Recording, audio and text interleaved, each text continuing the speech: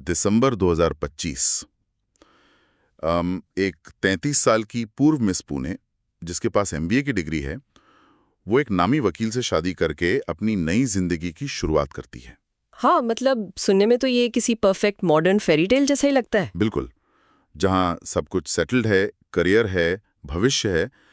लेकिन सिर्फ कुछ ही महीनों बाद वही पढ़ी लिखी और आज़ाद लड़की अपनी एक दोस्त को इंस्टाग्राम पर मैसेज लिखती है, आई एम ट्रैप्ड ब्रो, बस तू मत फंसना। और हैरान की बात यह है कि इस मैसेज के कुछ दिन बाद ही उसकी मौत हो जाती है। वही तो, एक परफेक्ट शादी अचानक एक अनसुलझे क्राइम सीन में कैसे बदल गई? आज हम इसी गहरे विषय पर बात करेंगे। हम दस्तावेजों, पुलिस डायरी और मेडिकल रिपोर्ट्स की गहराई में उतरकर त्विषा शर्मा की मौत के इस रहस्य को समझने की कोशिश करेंगे। और इस पड़ताल को शुरू करने से पहले ये साफ कर देना बहुत जरूरी है कि हमारे पास जो भी स्रोत हैं, हाँ बिल्कुल, चाहे वो न्यूज़ रिपोर्ट्स हों, पुलिस के एफआईआर हों या फिर दोनों परिवारों के बयान, वे एक दूसरे से बिल्कुल अलग दिशाओं में जाते हैं। मतलब एक तरफ मायके वालों के गंभीर आरोप हैं, तो दूसरी तरफ ससुराल पक्ष का अपना बचाव है। तो आज हमारा मकसद किसी को सही या गलत ठहराना नहीं है। हम सिर्फ उन दावों और तथ्यों का निष्पक्ष विश्लेषण कर रहे हैं जो हमारे स्रोतों में सामने आए हैं। सही कहा। हम शुरुआत से लेकर आखिर तक एक एक करके घटनाओं की कड़ियों को कालानुक्रमिक तरीके से जोड़ेंगे। तो कहानी की शुरुआत उसी मॉडर्न तरीके से होती है जो आज के दौर में काफी आम है। Dating apps, right? हाँ, 2024 में त्विषा की मुलाकात भोपाल के एक वकील समर्थ सिंह से एक डेटिंग ऐप के जरिए हुई थी। दोनों की बातचीत आगे बढ़ी, परिवारों की रजामंदी मिली और दिसंबर में उनकी शादी हो गई। और शादी के बाद त्विषा अपने पति के साथ रहने भोपाल आ गई। अब कागज पर तो ये एक आम अरेंज्ड कम लव मैरिज का सेटअप लगता है, लेकिन शादी के कुछ ही हफ्तों बाद चीजें बहुत तेजी से बिगड़ने लगी। बहुत तेजी से। त्विषा की चचेरी बहन मीनाक्षी के बयान के मुताबिक भोपाल जाने के बाद त्विषा का व्यवहार पूरी तरह बदल गया था। मतलब वो सबसे कटने लगी थी। हाँ, उसने लोगों से बात करना बहुत कम कर दिया था। और सबसे चौंकाने वाली बात यह है कि इन कुछ ही महीनों में उसका 15 किलो वजन कम हो गया था। बाप रे, 15 किलो, ये तो बहुत ज्यादा है। बिल्कुल, 15 किलो वजन गिरना किसी भी मेडिकल या मनोवैज्ञानिक पैमाने पर एक बहुत बड़ा रेड फ्लैग है। ये केवल एक नए शहर में एडजस्ट होने का स्ट्रेस तो नहीं हो सकता। सही बात है। और सूत्रों के अनुसार इस स्ट्रेस की एक बड़ी वजह थी उसकी नौकरी का छूटना। त्विषा एक वर्क फ्रॉम होम जॉब कर रही थी जो भोपाल आने के बाद किसी कारण से छूट गई। अच्छा। इसके बाद कथित तौर पर उसे ताने दिए जाने लगे। उसे कहा जाने लगा कि अब तुम्हें नौकरी कैसे मिलेगी, या तुम तो पढ़ी लिखी ही नहीं हो। एक एमबीए डिग्री होल्डर को उसकी काबिलियत पर ताने मारना, ये तो सीधे सीधे उसके आत्मविश्वास को तोड़ने का एक तरीका लग रहा है। एकदम सही। और एक ऐसी लड़की जो कभी मिस पुणे रही हो, उसके लिए इस तरह का मानसिक दबाव झेलना बहुत घुटन भरा रहा होगा। और इस घुटन का सबसे बड़ा सबूत उसके फोन से मिले डिजिटल रिकॉर्ड्स हैं। मैंने जब ये मैसेजेस पढ़े तो सच कहूं तो मैं सिहर गया था। वो अप्रैल और मई वाले मैसेजेस? हाँ, 30 अप्रैल से लेकर 7 से 9 मई के बीच के व्हाट्सएप और इंस्टाग्राम मैसेजेस की जो टाइमलाइन सामने आई है, वो सच में डराने वाली है। उसने अपनी माँ को लिखा था कि उसका जीवन नरक हो गया है। हाँ, और मुझे यहाँ बहुत घुटन हो रही है। अपने दोस्त को उसने बिना सोचे समझे शादी न करने की सलाह दी थी और कहा था कि वो फंस चुकी है। देखिए, जब कोई अपनी माँ को ये लिखता है कि उसे घुटन हो रही है, तो वो सिर्फ वो किसी एक खराब दिन की शिकायत नहीं होती। नहीं, बिल्कुल नहीं। वो एक तरह का SOS सिग्नल होता है। वही तो, ये एक ऐसी स्थिति लगती है जैसे किसी को एक बहुत भीड़-भाड़ वाले शहर से निकालकर अचानक किसी सुनसान द्वीप पर छोड़ दिया गया हो, जहां उसकी आवाज सुनने वाला कोई नहीं है। बहुत सही एनालॉजी दी आपने। और अगर हम इसे कानूनी और मनोवैज्ञानिक नजरिए से देखें तो इन मैसेजेस को डाइंग डिक्लेरेशन यानी मृत्यु पूर्व बयान के समकक्ष तो नहीं माना जाता। अच्छा, तो फिर इनकी अहमियत क्या है? इन्हें परिस्थितिजन्य साक्ष्य यानी सर्कमस्टेंशियल एविडेंस के रूप में बहुत अहम माना जाता है। समझ गया। क्योंकि जब कोई व्यक्ति अपने साथ हो रहे दुर्व्यवहार के बारे में बात करने के लिए दुनिया में नहीं रहता, तो ये चैट्स या डिजिटल फुटप्रिंट्स ही इसके मानसिक पतन का सबसे मजबूत दस्तावेजी प्रमाण बनते हैं। मतलब ये बताते हैं कि बाहर से एकदम सामान्य दिखने वाले दरवाजे के पीछे असल में क्या चल रहा था। बिल्कुल। लेकिन इसी अलगाव और घुटन के बीच कहानी में एक ऐसा मोड़ आता है जिसने इस पूरे मामले को एक बहुत ही कड़वे कानूनी विवाद में बदल दिया। प्रेगनेंसी की बात कर रही है ना? हाँ, और यहीं से दोनों परिवारों के दावे दो बिल्कुल अलग अलग ध्रुवों पर खड़े नजर आते हैं। अगर हम त्विषा के परिवार की बात करें तो उनका सीधा आरोप है कि पति समर्थ ने बच्चे के पितृत्व मतलब पैटर्निटी पर सवाल उठाए। उनका कहना है कि समर्थ ने त्विषा को जबरन अबॉर्शन के लिए मजबूर किया। और इसके साथ ही परिवार ने दहेज उत्पीड़न का भी एक बहुत बड़ा दावा किया है। उन्होंने आरोप लगाया है कि 20 लाख रुपए के शेयर ट्रांसफर, 50 लाख नकद और एक फॉर्च्यूनर कार की मांग की गई थी। शेयर ट्रांसफर, ये तो काफी अजीब है। हाँ, काफी मॉडर्न भी लगता है। आमतौर पर दहेज के मामलों में ऐसी मांगें कम ही सुनने को मिलती हैं। ये सच है कि आधुनिक दौर में आर्थिक शोषण का स्वरूप भी बदला है, लेकिन अगर हम दूसरे पक्ष को देखें, जो कि बहुत जरूरी है। जी, समर्थ की मां गिरिबाला सिंह, जो कि खुद एक रिटायर्ड जज हैं, उन्होंने अदालत में अपनी जमानत याचिका और मीडिया के सामने एक प्रेस कॉन्फ्रेंस में बिल्कुल ही अलग कहानी रखी है। उन्होंने क्या कहा? उनका दावा है कि त्विषा कोई पीड़ित नहीं बल्कि एक भारी ड्रग एडिक्ट थी। क्या? ये तो एकदम उल्टा दावा है। हाँ, उन्होंने आरोप लगाया कि वो बहुत ज्यादा मात्रा में मारिजुआना लेती थी और ड्रग्स ना मिलने पर उसके हाथ कांपते थे। अरे बाप रे! इतना ही नहीं, सास का ये भी कहना है कि त्विषा सिजोफ्रेनिया नाम की एक गंभीर मानसिक बीमारी से जूझ रही थी और डॉक्टर सत्यकांत त्रिवेदी से उसका इलाज चल रहा था। सिजोफ्रेनिया, ये तो बहुत गंभीर आरोप है। और अबॉर्शन के बारे में उनका दावा है कि त्विषा ने बच्चे को जन्म न देने की बात कहते हुए 7 मई को अपनी मर्जी से अबॉर्शन पिल्स ली थीं। रुकिए, ये दावों का पूरा स्पेक्ट्रम ही अलग है। एक तरफ आप कह रहे हैं कि उससे दहेज के लिए प्रताड़ित किया गया और जबरन अबॉर्शन कराया गया, और दूसरी तरफ कहा जा रहा है कि वो एक ड्रग एडिक्ट और मानसिक रोगी थी जिसने खुद अबॉर्शन चुना। बिल्कुल। मतलब अगर कोई इतनी भारी मात्रा में ड्रग्स ले रहा है कि उसके हाथ कांपने लगें, तो आज की एडवांस्ड मेडिकल साइंस तो इसे तुरंत पकड़ लेगी, है ना? क्या विज्ञान इस ड्रग एडिक्शन वाले दावे का समर्थन करता है? यहीं पर विज्ञान इन दावों के बीच एक बहुत ही स्पष्ट लकीर खींचता है। जब पोस्टमार्टम हुआ तो डॉक्टरों ने विसरा सुरक्षित किया था। विसरा मतलब शरीर के अंदरूनी अंग? हाँ, जैसे लिवर, किडनी, तिल्ली या पेट का कुछ हिस्सा। जब मौत संदिग्ध होती है तो इन अंगों को फोरेंसिक लैब में भेजा जाता है ताकि पता चल सके कि शरीर में कोई जहर या ड्रग्स तो नहीं थे। और इस विसरा रिपोर्ट का नतीजा क्या निकला? विसरा की टॉक्सिकोलॉजिकल रिपोर्ट में शरीर में किसी भी तरह के इंटॉक्सिकेशन यानी नशे की पुष्टि नहीं हुई है। इसका मतलब मौत के समय उसके शरीर में कोई ड्रग्स नहीं थे? बिल्कुल नहीं थे।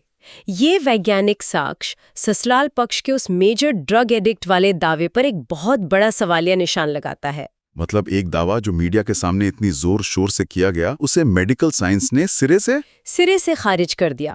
हालांकि पोस्टमार्टम रिपोर्ट इस बात की पुष्टि जरूर करती है कि मौत से करीब 1 हफ्ते पहले मेडिकल टर्मिनेशन ऑफ प्रेगनेंसी यानी अबॉर्शन हुआ था। लेकिन वो मर्जी से था या जबरन? हाँ, ये मेडिकल रिपोर्ट नहीं बता सकती। तो ये बात अभी भी उलझी हुई है। अब आते हैं उस दिन पर जिसने इस पूरे मामले को सबसे ज्यादा रहस्यमयी बना दिया है, 12 मई। 12 मई की टाइमलाइन वाकई में बहुत चौंकाने वाली है। अगर हम इस पूरे घटनाक्रम को ध्यान से देखें तो वो किसी के भी रोंगटे खड़े कर सकता है। सुबह 7:20 का एक सीसीटीवी फुटेज सामने आता है जिसमें त्विषा घर की छत की ओर जाती हुई दिख रही है। और फिर करीब 1 घंटे बाद उसी सीसीटीवी कैमरे में 3 लोग कैद होते हैं, जिनमें उसका पति है और शायद घर के अन्य सदस्य या स्टाफ शामिल हैं। वे लोग सीढ़ियों पर त्विषा को सीपीआर देते हुए नजर आते हैं। और जब सीपीआर काम नहीं करता तो वे उसे नीचे ले जाते हुए दिखते हैं। अब यहाँ से कहानी में एक बहुत बड़ा ब्लैंक आ जाता है। इस सुबह की घटना के बाद एक बहुत लंबा सन्नाटा है और फिर सीधे उसी रात का घटनाक्रम सामने आता है। हाँ, परिवार का दावा है कि रात 10:05 पर त्विषा ने अपनी माँ को कॉल किया। उस कॉल पर उसने बस इतना कहा, माँ आप मुझे यहाँ से ले जाओ। और परिवार के मुताबिक जैसे ही उसका पति समर्थ कमरे में आया, वो कॉल अचानक कट गई। इसके बाद परिवार ने लगातार संपर्क करने की कोशिश की लेकिन कोई जवाब नहीं मिला। 10:15 बजे उन्होंने सास को कॉल किया और ठीक 5 मिनट बाद रात 10:20 पर उन्हें बताया गया कि त्विषा की सांसें नहीं चल रही हैं। और इसमें अस्पताल पहुंचने की देरी का भी एक बड़ा आरोप है। 1 मिनट, मैं थोड़ा पीछे जाना चाहती हूँ। सुबह 8 बजे सीढ़ियों पर सीपीआर दिया जा रहा है। सीपीआर कोई रूटीन फर्स्ट एड तो है नहीं। बिल्कुल नहीं। ये तभी दिया जाता है जब किसी का दिल धड़कना बंद कर दे या सांसें रुक रही हों। तो अगर सुबह किसी की जान जा रही थी तो क्या तुरंत पुलिस या एम्बुलेंस को नहीं बुलाया गया? और अगर मान लें कि उसकी हालत संभल गई थी तो रात 10 बजे वो अपनी माँ को कॉल करके ये क्यों कह रही थी कि मुझे यहाँ से ले जाओ? यही तो, ये 12 से 14 घंटे का गैप बिल्कुल समझ से परे है। एक ही दिन में, एक ही घर में 2 बार जानलेवा इमरजेंसी कैसे आ सकती है? इसी 14 घंटे के गैप में इस पूरे मामले की सबसे बड़ी चाबी छुपी है। तार्किक रूप से देखें तो अगर सुबह आत्महत्या की कोशिश या कोई मेडिकल इमरजेंसी हुई थी तो पुलिस को सूचित करना जरूरी था। कानूनी और नैतिक दोनों रूप से। हाँ, और उसे तुरंत किसी अच्छे अस्पताल में भर्ती कराना चाहिए था। लेकिन हमारे स्रोतों में कहीं भी ये जिक्र नहीं है कि सुबह पुलिस आई थी या उसे अस्पताल ले जाया गया था। ये खामोशी ही सबसे बड़ा शक पैदा करती है। और फिर रात को अचानक उसका दम तोड़ देना, ये विसंगतियां पुलिस के सामने सबसे बड़ी चुनौती हैं।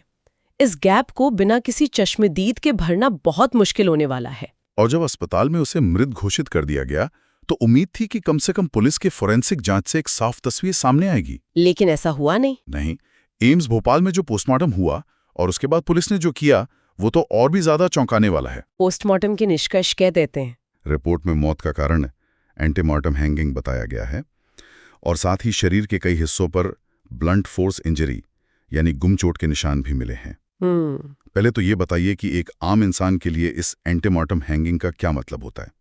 डॉक्टर कैसे तय करते हैं कि किसी को फांसी लगाई गई है या वो खुद लटका है?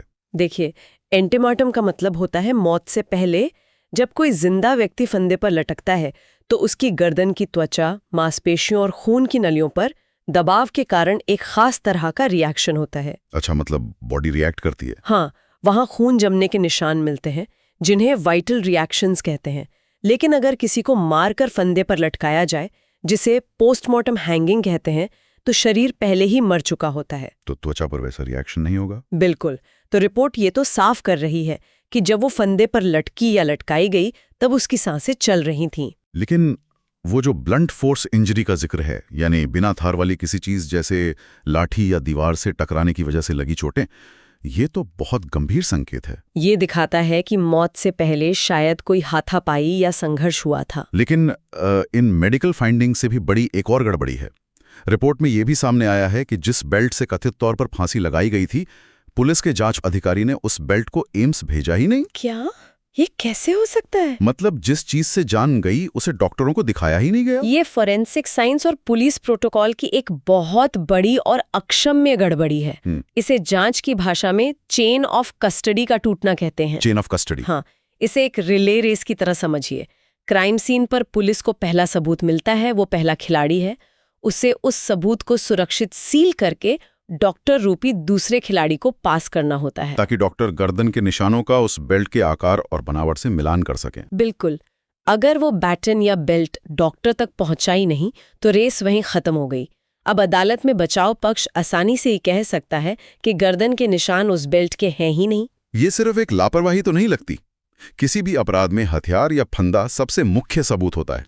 परिवार आरोप लगा रहा है कि ये सब एक कवर अप का हिस्सा है। और उनका ये सोचना स्वाभाविक भी है, क्योंकि अगर आप मुख्य सबूत ही छिपा लेंगे तो कहानी को अपने हिसाब से मोड़ना आसान हो जाएगा। और यही वजह है कि परिवार ये आरोप लगा रहा है कि पुलिस आरोपियों के रसूख और प्रभाव के दबाव में काम कर रही है। जब शुरुआती जांच में ऐसी कमियां दिखती हैं तो पीड़ित पक्ष का न्याय व्यवस्था पर से भरोसा उठ जाना लाजमी है। और उनका ये अविश्वास उनके लंबे संघर्ष में साफ झलकता है। तुषाई के परिवार का कहना है कि उन्हें शुरुआत में 0 FIR दर्ज कराने के लिए भी भारी मशक्कत करनी पड़ी। श्रोताओं की जानकारी के लिए बता दूं, 0 FIR का मतलब है कि अपराध चाहे कहीं भी हुआ हो, आप देश के किसी भी पुलिस स्टेशन में अपनी शिकायत दर्ज करा सकते हैं और बाद में पुलिस उसे सही थाने में ट्रांसफर कर देती है। लेकिन इसके बावजूद उनका रास्ता आसान नहीं था। अब ये मामला सड़कों और अदालतों तक पहुंच चुका है।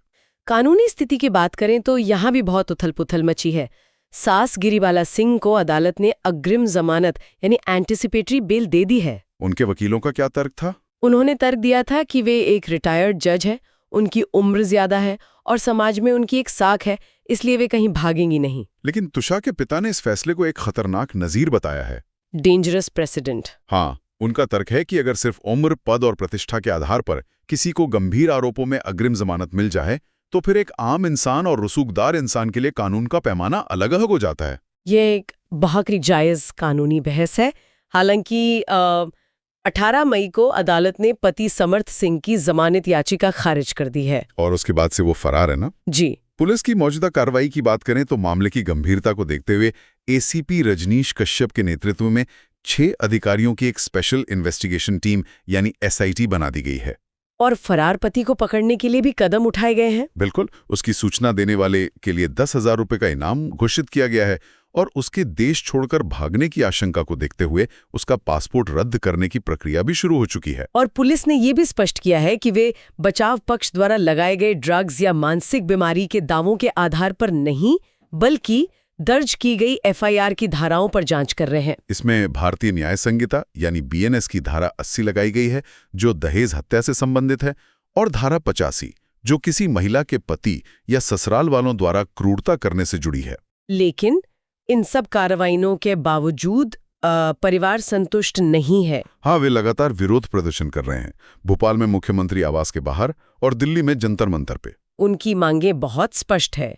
वे चाहते हैं कि पुलिस की गड़बड़ियों को देखते हुए एम्स दिल्ली में एक बार फिर से पोस्टमार्टम कराया जाए ताकि सच सामने आ सके। और दूसरी बड़ी मांग ये है कि इस पूरे मामले की जांच सुप्रीम कोर्ट की निगरानी में हो, ताकि किसी भी स्थानीय प्रभाव या रसूख का असर जांच को भटका ना सके। ये स्थिति डेविड और गुलियात जैसी महसूस होती है, जहां एक आम परिवार खुद को सिस्टम और रसूख के खिलाफ लड़ता हुआ पा रहा है।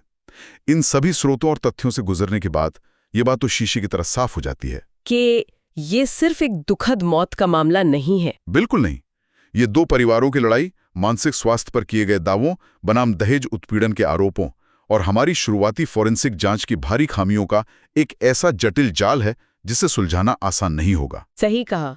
ये मामला हमें ये भी याद दिलाता है कि किसी भी संदिग्ध मौत के मामले में फर्स्ट रिस्पॉन्डर्स यानी मौके पर पहुंचने वाले पहले पुलिस अधिकारियों की भूमिका कितनी नाजुक होती है। अगर क्राइम सीन से सबूत सही तरीके से नहीं उठाए गए तो दुनिया की कोई भी अदालत सच तक नहीं पहुंच सकती। इसके अलावा ये केस घरेलू हिंसा के उन शुरुआती संकेतों को पहचानने की अहमियत भी बताता है जो अक्सर डिप्रेशन या अचानक वजन कम होने के रूप में सामने आते हैं। आज की इस चर्चा को खत्म करते हुए ये पूरा घटनाक्रम हम सबको एक बहुत ही गहरे सवाल पर सोचने पर मजबूर कर देता है। वो क्या? आज के इस डिजिटल युग में हम जो व्हाट्सएप मैसेज, इंस्टा स्टोरी या चैट्स पीछे छोड़ जाते हैं, जैसे त्विषा का वो आखिरी message I am trapped bro, अक्सर वही हमारी आखिरी और एकमात्र आवाज बन जाते हैं। बहुत गहरी बात है ये। कोई भी ये सोच सकता है कि जब कोई इंसान अपनी कहानी खुद बताने के लिए इस दुनिया में मौजूद नहीं होता, तो क्या उसकी ये डिजिटल विरासत सत्ता, रसूख और व्यवस्था की खामियों से लड़कर पूरा सच सामने ला सकती है? या फिर एक गुमशुदा बेल्ट और एक 14 घंटे के अनसुलझे गैप के अंधेरे में वो डिजिटल सच भी हमेशा के लिए दफन हो जाता है? ये एक ऐसा सवाल है जो इस केस के फैसले के बाद भी शायद हमारे समाज का पीछा नहीं छोड़ेगा। बहुत खूब, सोचने वाली बात है वाकई।